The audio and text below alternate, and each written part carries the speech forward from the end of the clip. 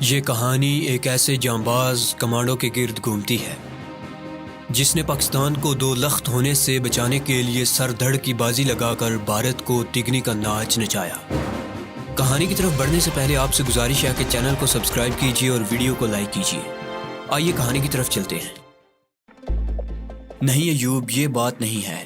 دیکھو، تم ایک باشعور اور پڑھے لکھے لڑکے ہو، ذرا تاریخ کا جائزہ لو، حالات کا تجزیہ کرو تو حقیقت تم پر کھل جائے گی۔ مانا کہ اہل بنگال کے ساتھ ناانصافیاں ہوئی ہیں، ان کے حقوق سلب کیے گئے ہیں، انہیں مسلسل نظر انداز کیا گیا ہے۔ اس بات میں تو میں تمہارے ساتھ ہوں کہ مشرقی پاکستان کے لوگوں کو ان کا جائز مقام ملنا چاہیے، لیکن اس نے میری بات درمیان سے کاٹتے ہوئے کہا، مشرقی پاکستان نہیں، بنگلہ دیش کہو، آزاد بنگلہ دیش، جے بنگلہ، جے شیخ مجیب۔ اس کا جذباتی نعرہ سن کر مجھے غصہ تو بہت آیا، مگر میں نے پھر ضبط کرتے ہوئے اپنی بات جاری رکھی۔ اہل بنگال کو حق ملنا چاہیے، لیکن اس کا یہ طریقہ نہیں ہے کہ تم خود کلہاڑی لے کر اس درخت کی جڑ کاٹنے لگو جس پر کہ تمہارا بسیرا ہے۔ تمہیں حق چاہیے، اس کے کئی جائز اور مثبت طریقے ہو سکتے ہیں، لیکن خود کو پوری امت سے کاٹ کر الگ سے نئی قوم بنا لینا، اور پھر وہ بھی ہندوؤں کے ہاتھوں، اور پھر ان کے ساتھ مل کر اپنے ہی بھائی بہنوں کی جان و مال اور عزت سے کھیلنا، یہ کہاں کی عقل مندی ہے؟ یہ بات کہتے ہوئے میری نظر میں کل کے قتل عام کے مناظر گھوم گئے، اور ایک دم مجھے غصہ آ گیا۔ میری آواز بھی بلند ہو گئی اور اس میں ایک کرب اور غم کی کیفیت بھی پیدا ہو گئی۔ میں نے بات جاری رکھتے ہوئے کہا، بولو، یہ کہاں کی عقل مندی ہے؟ دنیا کی تاریخ میں کبھی ایسا نہیں ہوا کہ مسلمانوں نے کافروں کے ساتھ مل کر خود اپنے بھائیوں کا خون کیا ہو، لیکن نادانوں تم نے یہ بھی کر دیا۔ کیا فائدہ ہوا اس کا؟ کیا حق مل گیا تمہیں؟ میں نے اس سے سوال کیا۔ میرے اس واقعے کا حوالہ دینے سے اس کی آنکھوں میں ایک عجیب سی حیوانی چمک پیدا ہوئی۔ بولا، ابھی تو ابتدا ہے، ابھی تو کچھ بھی نہیں ہوا۔ ہم اسی طرح اپنی دھرتی کو ان ناپاک وجودوں سے پاک کر دیں گے، سب کو ختم کر دیں گے۔ اس کا لہجہ دھیما لیکن خوفناک حد تک پراسرار تھا۔ چہرے پر شیطانی مسکراہٹ تھی، جیسے کٹتے ہوئے جسم، بہتے ہوئے لہو اور جلتے ہوئے مکانوں کے تصور سے اسے مزہ آ رہا ہو۔ میرا ضبط آہستہ آہستہ رخصت ہو رہا تھا اور میرے اندر کا خوفناک کمانڈو بیدار ہو رہا تھا۔ ایوب کے رویے سے اس کے لیے میرے دل میں پیدا ہونے والا نرم گوشہ معدوم ہوتا جا رہا تھا۔ میں نے کہا، بے بس اور معصوم لوگوں کے خون سے ہاتھ رنگ کر اتنا خوش ہونا کوئی مردانگی نہیں ہے۔ اگر اتنے ہی بہادر ہو تو آؤ مجھ سے دو دو ہاتھ کر لو۔ میرے چیلنج پر وہ غصے میں آنے کی بجائے مسکراتا رہا۔ مجھے معلوم ہے کہ میں تمہارا مقابلہ نہیں کر سکتا۔ جو شخص نثار برمی کو ہلاک کر دے، میری حیثیت اس کے سامنے کیا ہے؟ لیکن میں تمہیں ایک بات بتا دوں کہ ہم جان لیتے ہی نہیں، جان دینا بھی جانتے ہیں۔ ہمیں پتہ ہے کہ آزادی کے لیے قربانیاں دینی پڑتی ہیں، اور ہم ہر طرح کی قربانیاں دینے کے لیے تیار ہیں۔ یہ سب فلمی ڈائیلاگ ہیں۔ ابھی میں دو ہاتھ لگاؤں تو سارا جذبہ آزادی جاگ کی طرح بیٹھ جائے گا، بھول جاؤ گے سب جے بنگلہ کے نعرے۔ میری بات نے اس کے بدن میں آگ سی لگا دی۔ نہ جانے کہاں سے ایک چھوٹا سا چاقو اس کے ہاتھ میں آ گیا۔ اس نے بالکل پاگلوں کی طرح ایک جھٹکے سے اپنی شرٹ کے بٹنوں کو توڑا اور سینے کو ننگا کر کے اس پر چاقو سے جے بنگلہ کھود دیا، اور چیختا ہوا کہنے لگا، تم مجھے موت کی دھمکی دیتے ہو، مجھے ڈراتے ہو، اور سمجھتے ہو کہ تمہارے خوف میں جے بنگلہ کہنا چھوڑ دوں گا۔ تمہاری بھول ہے یہ۔ دیکھو یہ میرے سینے پر کیا لکھا ہے۔ یہ سینے پر ہی نہیں، دل پر بھی لکھا ہے۔ تم خون کرو، تم گولیاں چلاؤ، لہو کی ندیاں بہاؤ، لیکن یاد رکھو بنگالیوں کا بہتا ہوا خون بھی ایک سیلاب بن کر تم لوگوں کو بہا لے جائے گا۔ تمہاری ساری فوج، تمہاری توپیں اور تمہارے ٹینک سب اس میں بہہ جائیں گے۔ وہ جوش میں نہ جانے کیا کیا بولتا رہا، اور میں اس کے سینے سے بہنے والے خون کو دیکھتا رہا جو بہہ بہہ کر اس کی پتلون میں جذب ہو رہا تھا۔ اس کے سینے کا کٹا ہوا سرخ گوشت میری نظروں کے سامنے تھا۔ جے بنگلہ کے الفاظ منہ کھولے میرا مذاق اڑا رہے تھے، اور میں محسوس کر رہا تھا کہ ایک خوف میری روح میں سرایت کرتا جا رہا تھا، مستقبل کا انجانہ خوف، جیسے میں جے بنگلہ کے اس خوفناک سر دریا میں ڈوبتا جا رہا ہوں۔ کیونکہ مجھے معلوم تھا کہ جب کوئی شخص اپنی تحریک اور اپنے مقصد کے لیے خود کو اتنا وقف کر دے کہ اسے جان و مال کا بھی خوف نہ رہے، تو اسے باتوں سے سمجھانا ممکن نہیں رہتا۔ اگر بنگالیوں کا جذبہ اس عروج پر پہنچ چکا ہے تو پھر بات خطرے کی ہے۔ میں نے ایک بار پھر سامنے کھڑے ہوئے ایوب کو دیکھا، جو اپنے سینے پر جے بنگلہ کا تمغہ سجائے خونخوار نظروں سے مجھے گور رہا تھا۔ میرا غصہ عجیب سی مایوسی اور بے بسی میں بدل گیا۔ میں محسوس کر رہا تھا کہ کوشش کے باوجود میں ایوب پر ہاتھ نہیں اٹھا سکوں گا۔ چند لمحے میں اسے دیکھتا رہا، پھر یک دم رخ بدلا اور دروازے کی طرف مڑا تاکہ یہاں سے چلا جاؤں، مگر کھلے دروازے کے سامنے وہ لڑکی جسے میں بول ہی چکا تھا بڑے انداز سے کھڑی مسکرا رہی تھی۔ اس کے ہاتھ میں ریوالور تھا جس کی خوفناک نال بے نور آنکھ کی مانند مجھے جھانک رہی تھی۔ میں سمجھ گیا کہ وہ لڑکی بھارت کی جاسوسہ ہے۔ وہ کچھ دیر تک مسکرا کر مجھے دیکھتی رہی، پھر ایک دم دروازے سے اندر آ کر نخوت سے بولی، اچھا تو تم ہو قمر، بڑا نام سنا تھا تمہارا، بڑی آرزو تھی تمہیں دیکھنے کی۔ میں تو سمجھتی تھی پتہ نہیں کیا بلا شے ہوگی، مگر اس نے سر سے پاؤں تک میرا جائزہ لیا اور ہونٹ نکال کر حقارت سے کہنے لگی، کچھ بھی تو نہیں۔ میں ایوب سے ہمدردی کے سلسلے میں ایسا غافل ہوا تھا، اس لڑکی کے ساتھ اس موہن کو بھی بھول گیا تھا جس نے فون پر ایوب کو میری اصلیت کے بارے میں بتایا تھا۔ وہ بھی یقیناً اپنے لاؤ لشکر سمیت ابھی یہاں پہنچنے والا ہوگا۔ مجھے اپنی نازک پوزیشن کا احساس ہوا تو فوراً میرے تمام حواس بیدار ہو گئے۔ ذہن تیزی سے کام کرنے لگا۔ کمرے کی صورتحال یہ تھی کہ میرے برابر ہی دائیں طرف ایوب اپنے زخمی سینے سمیت کھڑا تھا، اور 3 قدم کے فاصلے پر وہ بھارتی جاسوسہ میرے سینے کا نشانہ لیے کھڑی تھی۔ اس کے پیچھے کھلے دروازے سے سامنے کی دیوار نظر آ رہی تھی۔ میں نے فوراً ایک منصوبہ بنایا اور چہرے پر حیرت کے آثار پیدا کر کے اس لڑکی کے سر پر سے پیچھے دیکھتے ہوئے بے ساختہ چیخا، ارے موہن تم! میری بے ساختہ اداکاری اور موہن کے نام نے فوراً کام کیا، اور لڑکی نے یک دم پلٹ کر پیچھے دیکھا۔ اگلے ہی لمحے اسے اپنی غلطی کا احساس ہوا، لیکن اب تک دیر ہو چکی تھی۔ اس سے پہلے کہ وہ پلٹتی میں ایک ہی جست میں اس کے سر پر پہنچا اور اس کے پستول والے ہاتھ پر ہاتھ ڈال دیا۔ وہ کوئی اناڑی لڑکی نہیں تھی، تربیت یافتہ جاسوسہ تھی۔ پلٹتے ہی اس نے فائر کر دیا، لیکن میری گرفت کی وجہ سے نشانہ چوک گیا اور گولی سیدھی دور کھڑے ہوئے ایوب کی کھوپڑی کو پاش پاش کرتی ہوئی نکل گئی۔ وہ بیچارہ بنگلہ دیش کا متوالا بغیر کوئی آواز نکالے فرش پر ڈیر ہو گیا۔ میں نے اس کا دھیان نہ کرتے ہوئے اپنی توجہ اس ہندو لڑکی پر مرکوز کر دی، جس کی وجہ سے نہ جانے کتنے ایوب پاکستانی سے بنگلہ دیشی بنتے جا رہے تھے۔ میں نے اس کے بازو پر گرفت مضبوط کرتے ہوئے کہا، مجھے دیکھ کر تمہیں خاصی مایوسی ہوئی تھی، اور تمہیں دیکھ کر میں مایوس ہو رہا ہوں۔ کیا بھارت میں مرد پیدا ہونا بند ہو گئے ہیں جو اس نے اپنی عورتوں کو پاکستان فتح کرنے کے لیے داؤ پر لگا دیا ہے؟ اس نے میری بات کا جواب دینے کے بجائے یک دم کلابازی کھائی اور بازو کو چھڑا لیا۔ پستول اس کشمکش میں پہلے ہی دور جا پڑا تھا۔ اب ہم ایک دوسرے سے مد مقابل اس چھوٹے سے کمرے میں کھڑے تھے۔ وہ خونخوار بلی حملہ کرنے کے لیے پرتول رہی تھی، اور میں سوچ رہا تھا کہ اس کھیل کو جتنی جلدی ممکن ہو سکے ختم کر دوں۔ وہ پینترے بدل کر 2-1 بار ادھر سے ادھر گئی، اور پھر ایک خوفناک چنگاڑ کے ساتھ ہوا میں اڑتی ہوئی فلائنگ کک مارنے کے لیے میری طرف آئی۔ میں نے ذرا سا ایک طرف ہٹ کر ایک زبردست ٹھوکر اس کی کمر میں رسید کی، اور وہ سیدھی جا کر دیوار سے ٹکرائی اور پھر دم سے فرش پر آ رہی۔ میرا نشانہ ٹھیک بیٹھا تھا اور اس کی ریڑھ کی ہڈی ٹوٹ گئی تھی۔ وہ فرش پر گرتے ہی درد سے بلبلانے لگی۔ میں نے اس کا پستول اٹھایا اور اس کے سر کا نشانہ لے کر ٹریگر دبا دیا۔ اس کے بعد میں نے جلدی جلدی ایوب کے لباس اور اس کمرے کی تلاشی لی۔ ایوب کی جیبوں سے 2 کام کی چیزیں مجھے ملی، ایک تو آڈیو کیسٹ تھی اور ایک ڈائری۔ ابھی میں کمرے کی تلاشی میں مصروف تھا کہ باہر سے آہٹ سنائی دی۔ میں نے فوراً ادھر ادھر دیکھا۔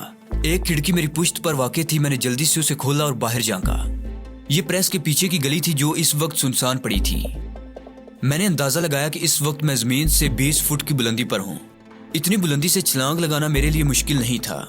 میں نے ایک بار پھر کمرے کے دروازے کی طرف دیکھا، لیکن ابھی تک کوئی اندر نہیں آیا تھا۔ میں کھڑکی پر چڑھا اور باہر اندھیرے میں کود گیا۔ میرے اسپیشل جوتوں نے زمین سے ٹکراتے ہی مجھے دوبارہ اوپر اچھال دیا، اور میں فضا میں ایک کلابازی کھا کر سیدھا کھڑا ہو گیا۔ وہاں رکنا خطرے سے خالی نہیں تھا، اس لیے میں تیزی سے گلی میں سے نکلا اور سامنے کی دوسری گلی میں داخل ہو گیا۔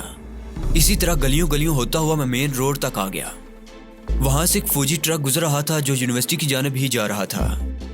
میجر ایاز کا حوالہ وہاں کام آیا اور اس طرح میں اپنی گاڑی تک پہنچنے میں کامیاب ہو گیا۔ جس وقت میں گھر میں داخل ہوا تو مؤذن فجر کی اذان دے رہا تھا۔ میں سیدھا اپنے کمرے میں گیا۔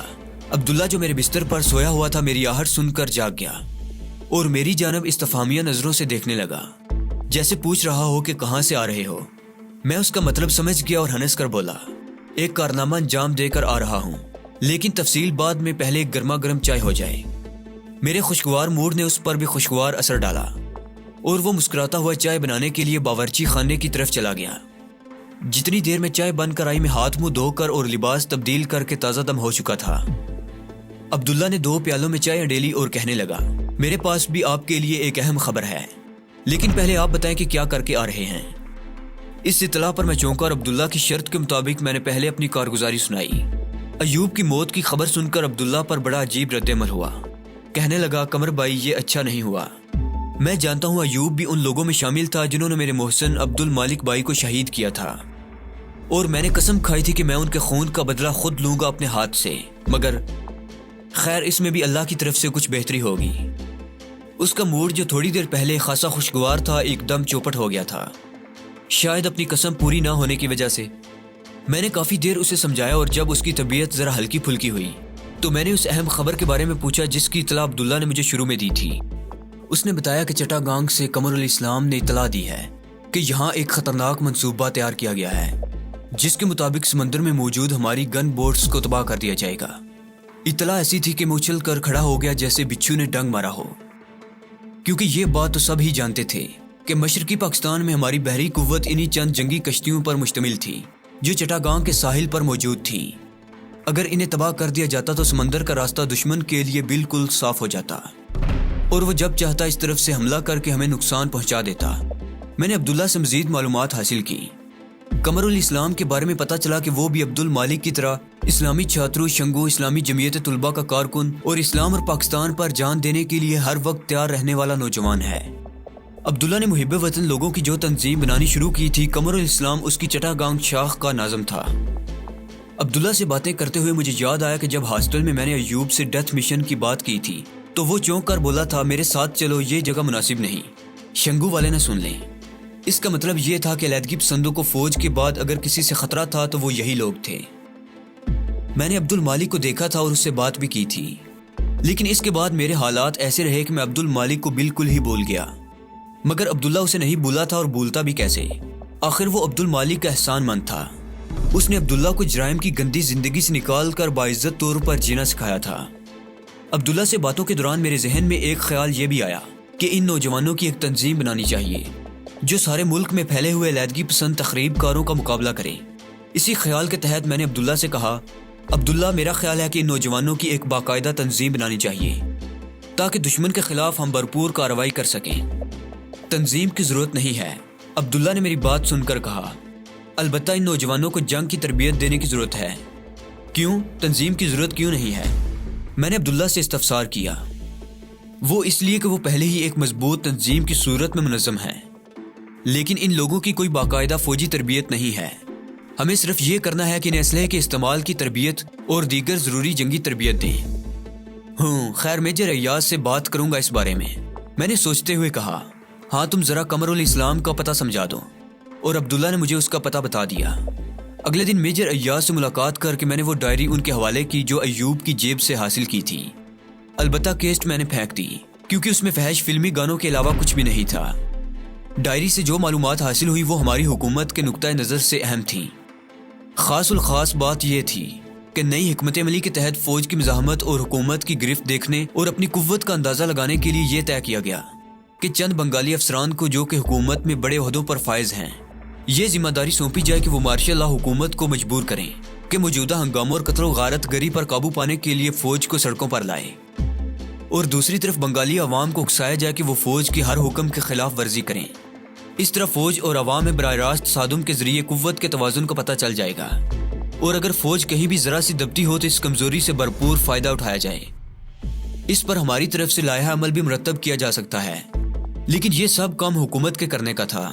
میں نے وہ ڈائری اسی لیے میجر ایاز کو دے دی تھی تاکہ اس اہم ثبوت کے ہوتے ہوئے ہمارے اہل اقتدار کچھ بہتر پیش بندی کر سکیں۔ میجر ایاز کے جانے کے بعد میں نے اپنا مختصر سامان سمیٹا اور بذریعہ ٹرین چاٹگانگ کے لیے روانہ ہو گیا۔ عبداللہ نے قمر الاسلام کو میری آمد کی اطلاع پہلے سے کر دی تھی۔ جب میں چاٹگانگ پہنچا تو وہ مجھے لینے کے لیے اسٹیشن پر موجود تھے۔ مجھے ٹھہرانے کے لیے اس نے اپنے ہی گھر میں انتظام کیا تھا۔ ایک کمرہ جو بیٹھک کے طور پر استعمال ہوتا تھا میرے حوالے کر دیا گیا، باقی 2 کمروں میں وہ پورا خاندان رہتا تھا۔ قمر الاسلام کا والد انتقال کر چکا تھا اور اب وہ اپنی 3 چھوٹی بہنوں اور بوڑھی ماں کا واحد سہارا تھا۔ پڑھائی کے ساتھ ساتھ گھر کا خرچہ چلانے کے لیے قمر الاسلام کو پارٹ ٹائم جاب بھی کرنا پڑتی تھی۔ میں اسے مل کر بہت خوش ہوا تھا۔ مجھے ایسا لگا جیسے میں عبد المالک سے بات کر رہا ہوں۔ جب میں نے مشرقی پاکستان کی موجودہ صورتحال پر گفتگو کرتے ہوئے اسے اظہار رائے کی دعوت دی تو اس نے کہا، آج بنگال میں جو حالات پیدا کر دیے گئے ہیں ان کو دیکھتے ہوئے لگتا ہے کہ جنگ ناگزیر ہے، اور اس سے بھی زیادہ تکلیف دہ بات یہ ہے کہ اس جنگ میں بنگال کی اکثر آبادی دانستہ یا نادانستہ طور پر اپنے ہی خلاف لڑنے پر آمادہ نظر آتی ہے۔ قومیت کے بھوت نے عوام کی آنکھوں پر پٹی باندھ دی ہے، اور انہیں سامنے کی یہ بات بھی نظر نہیں آتی کہ ہندو سامراج جو پاکستان کے وجود کو تسلیم ہی نہیں کرتا کس طرح ان کا خیر خواہ ہو سکتا ہے۔ اس بات کو اگر چھوڑ بھی دیا جائے تو دوسری اہم بات یہ ہے کہ بالفرض محال بنگلہ دیش کے قیام کی تحریک کامیاب ہو جاتی ہے تو وہ لیڈر جو آج قوم کے بڑے درد مند بنتے ہیں اور بنگالیوں کے حقوق کے لیے دن رات مرے جا رہے ہیں اور اس جدوجہد میں ہر گھنٹے کے بعد اپنے بیانات اور نظریات میں تبدیلی کر لیتے ہیں، بھلا بنگلہ دیش بننے کے بعد انہیں اپنے دعووں اور وعدوں سے منحرف ہونے سے کون روک سکتا ہے؟ اس طرح اگر دیکھا جائے تو بیچارے عوام دونوں طرف سے گھاٹے میں ہیں۔ اگر وہ ہندو کی غلامی اختیار کرتے ہیں تب بھی، اور اگر یہ نام نہاد لیڈر برسر اقتدار آتے ہیں تب بھی۔ قمر الاسلام کی گہری بصیرت اور حقیقت پسندی سے میں خاصا متاثر ہوا تھا اور اس کا جذبہ حب الوطنی تو بس دیکھنے سے تعلق رکھتا تھا۔ جب میں نے ناگزیر جنگ کی صورت میں اس کے اپنے رد عمل کے بارے میں سوال کیا تو کہنے لگا، جب سوال ماں کی عزت کا ہو تو کون بے غیرت بیٹا ایسا ہوگا جو گھر میں بیٹھا رہے یا پیٹ پھیر کر بھاگ جائے؟ پھر پاک دھرتی نہ صرف یہ کہ ماں کا درجہ رکھتی ہے بلکہ ہمارے لیے یہ مسجد کا حکم رکھتی ہے، اس کی حفاظت کرنا ہمارا فرض ہے۔ میں نے ایک اور سوال پوچھا، اگر جنگ میں تمہاری جان چلی گئی تو تمہاری ماں بہنوں کا کیا بنے گا جن کا تمہارے سوا کوئی سہارا بھی نہیں ہے؟ اس نے میرے سوال کے جواب میں ایک اور سوال کر دیا، بولا اگر میں جان بچا لوں اور پاکستان ٹوٹنے دوں تو میری ان کروڑوں ماں بہنوں کا کیا بنے گا جو ہندو کے رحم و کرم پر ہوں گی؟ اور کیا ضروری ہے کہ اگر میری جان بچ گئی تو میری ماں بہنوں کی عزت و آبرو اور جان بھی محفوظ رہے گی؟